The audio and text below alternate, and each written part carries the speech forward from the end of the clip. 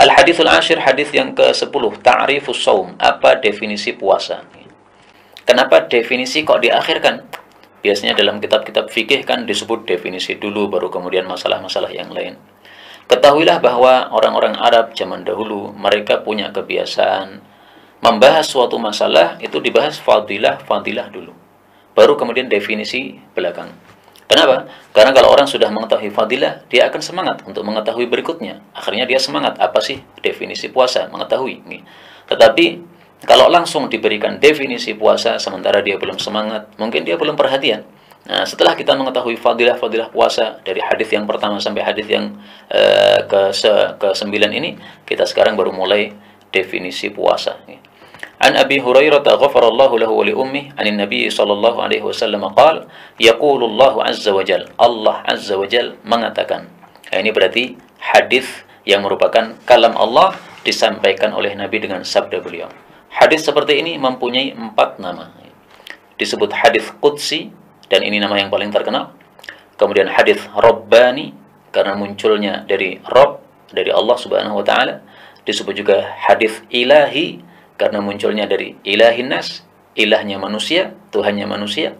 Kemudian disebut juga hadis marwi, hadis yang diriwayatkan oleh Nabi dari Allah Subhanahu wa taala. 4 nama ini untuk satu hal yang sama, yaitu hadis qudsi. Rasulullah mengatakan, Allah berkata, as-shaumu li, puasa itu untuk saya, wa ana ajzi bihi, dan saya membalas dengannya. Yada'u syahwatahu, dia meninggalkan syahwatnya, wa aklahu, dan makannya, wa syurbahu, dan minumnya, min ajli, dari sebab saya. Wa shaumu junnah, puasa adalah perisai, walis-shaim farhatan, orang puasa punya 2 kebahagiaan, farhatun hina yuftir, bahagia ketika berbuka, wa farhatun hina yalqa rabbah, dan bahagia lagi ketika berjumpa dengan Rabbnya. Wala khulufu famis shaim.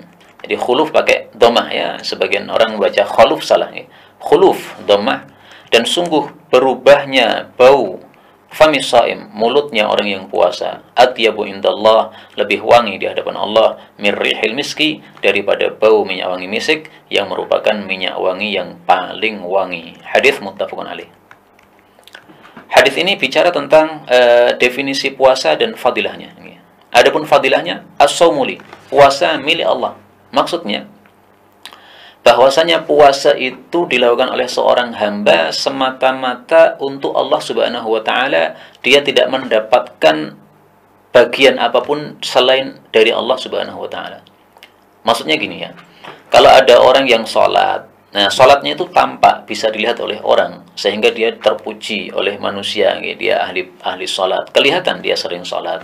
Demikian juga orang yang suka baca Quran. Nah, ini banyak yang memujinya karena terlihat ketika dia baca Quran. Beda lagi puasa. Puasa tidak ada yang tahu. Kita keluar rumah, apakah tetangga kita tahu kalau kita puasa? Nggak akan tahu, kecuali kalau kita memberitahu, saya lagi puasa, baru mereka tahu.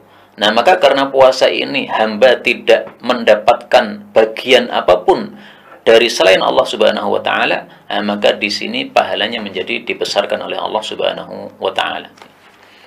Wa ana ajzi bihi, dan saya membalas puasa tadi. Maksudnya membalasnya secara langsung sehingga para malaikat pun tidak mengetahui berapa balasan yang diberikan oleh Allah kepada orang-orang yang melakukan puasa. Jadi ringkasnya maksudnya adalah pahala puasa itu dilipat gandakan oleh Allah sangat banyak, sehingga Allah saja yang mengetahui berapa pahala yang diberikan kepada orang-orang yang puasa. Ingat kata Allah dalam Al-Quran, innama yuwaffas sabiruna ajrahum bighairi hisab. Sesungguhnya tiada lain diberikan kepada orang-orang yang sabar pahala mereka tanpa hitungan.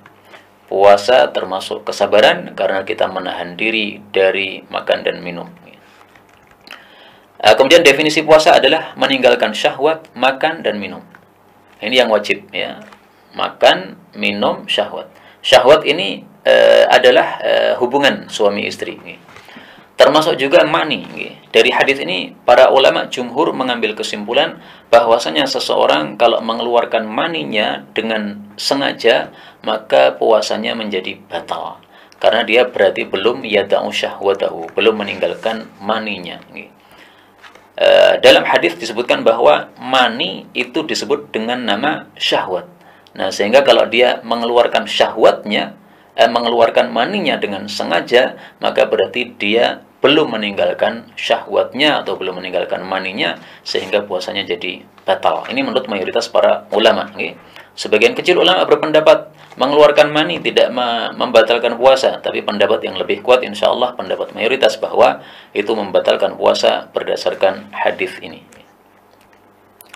Kemudian puasa adalah perisai, maksudnya perisai dari neraka, sebagaimana sabda Nabi Shallallahu Alaihi Wasallam, yastajinnu biha minan nar. Dia memperisai diri dengan puasa tadi dari api neraka. Para ulama mengungkapkan dengan bahasa yang lain, puasa adalah perisai dari perbuatan maksiat. Nah, antara sabda Nabi dengan perkataan ulama ini tidak bertentangan. Rasulullah mengatakan puasa perisai dari neraka. Para ulama mengatakan puasa perisai dari maksiat. Ini sebenarnya tidak bertentangan karena para ulama bicara tentang sebab, sementara Nabi bicara tentang akibat. Orang melakukan dosa atau maksiat itu adalah sebab, nanti akibatnya dia akan masuk ke dalam neraka. Tayyib, kita lanjutkan hadis berikutnya.